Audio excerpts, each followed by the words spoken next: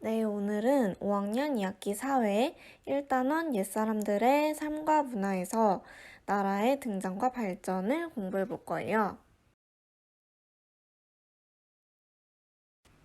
문화유산에 대해서 배워보기 전에 유적과 유물의 차이에 대해서 그리고 공통점에 대해서 먼저 알아보겠습니다.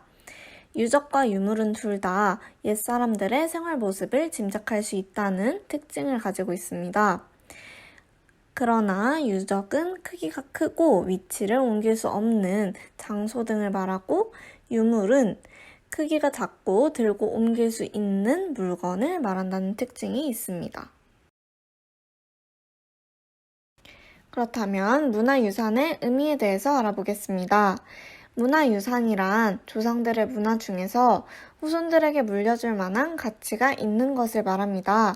우리는 문화유산을 통해 조상들의 생활 모습, 종교와 여가 생활 등을 알 수 있습니다. 예시로 4가지가 나와 있는데 먼저 광개토 대왕 능비는 고구려 시대에 광개토 대왕을 기념하기 위한 유물로서 비석이었습니다. 삼강행실도는 조선시대의 책인데 사람들에게 모범적인 바른 행동을 알려주고자 만들었던 유물입니다.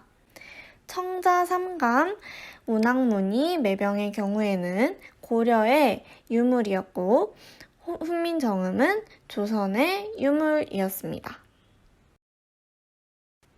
우리는 화폐 속에서도 문화유산을 찾아볼 수 있습니다.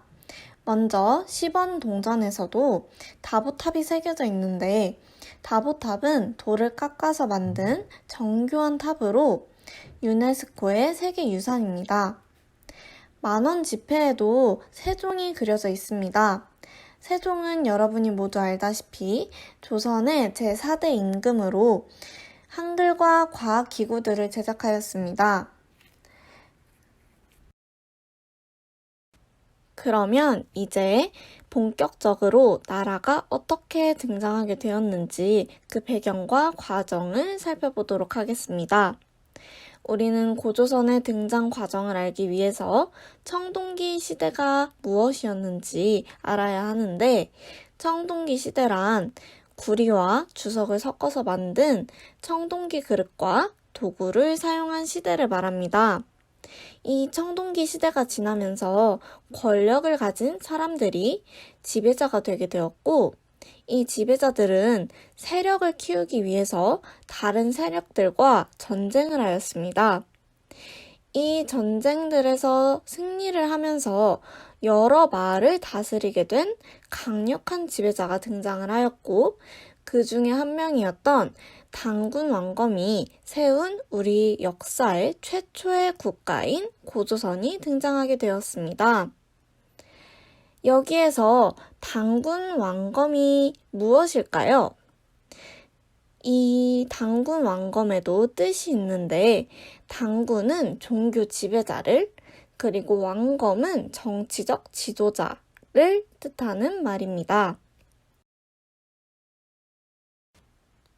우리는 흔히 고조선의 건국 이야기를 당군신화라고 말합니다. 고려시대의 일현이 쓴 삼국유사 안에 이 당군신화가 전해지는데 이 이야기를 통해서 사람들은 당군 왕검을 신비한 존재로 만들고자 했습니다. 이 고조선의 건국 이야기에는 바람, 비, 구름을 다스리는 신하들을 이끌고 내려온 환웅이 등장합니다. 이 바람, 비, 구름을 다스리는 신하들을 통해서 우리는 바람, 비, 구름이 농사에 필요한 요소들이었기 때문에 고조선 사람들에게 농업이 중요했다는 사실을 알 수 있습니다. 그리고 사람이 되기를 바라면서 환웅을 찾아왔던 곰과 호랑이를 통해서 곰을 믿는 부족과 호랑이를 믿는 부족이 환웅 부족과 연합하기를 원했다는 사실을 알 수 있습니다. 마지막으로는 웅녀와 환웅의 결혼을 통해서 환웅 부족이 곰을 믿는 부족과 연합을 이루었다는 사실을 알 수 있습니다. 자, 이제 나라가 어떻게 발전을 이루게 되었는지를 배워보겠습니다. 고조선의 문화유산은 대표적으로 크게 세 가지가 있습니다.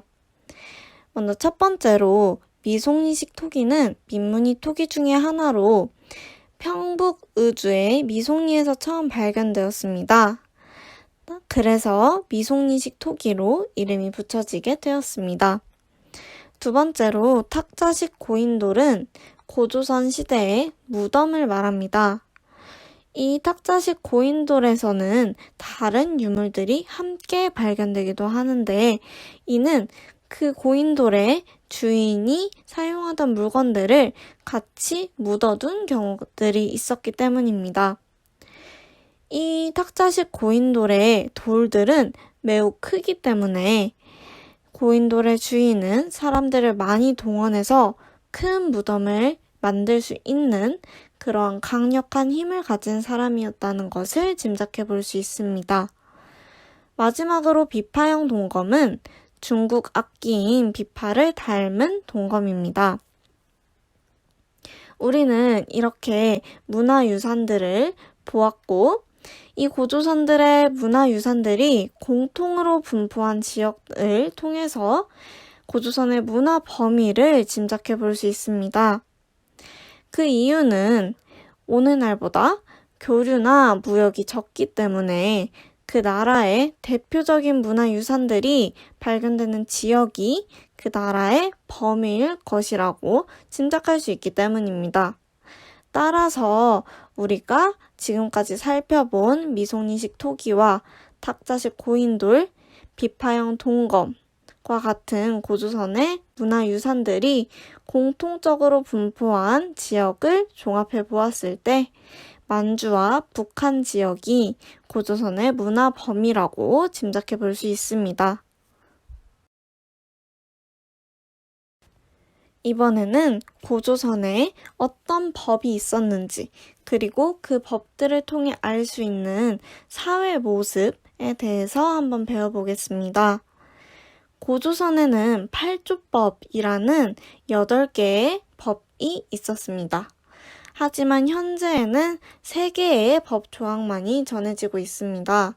그 3개의 법 조항을 한번 살펴보면 먼저 첫 번째로 사람을 죽인 사람은 사형에 처한다 라는 조항이 있었습니다. 사형이라는 단어를 보았을 때 법이 매우 엄격했다는 것을 알 수 있고 사람의 생명을 소중하게 생각했다는 것도 알 수 있습니다. 두 번째로 남에게 상해를 입힌 사람은 곡식으로 갚는다 라는 법 조항이 있었습니다.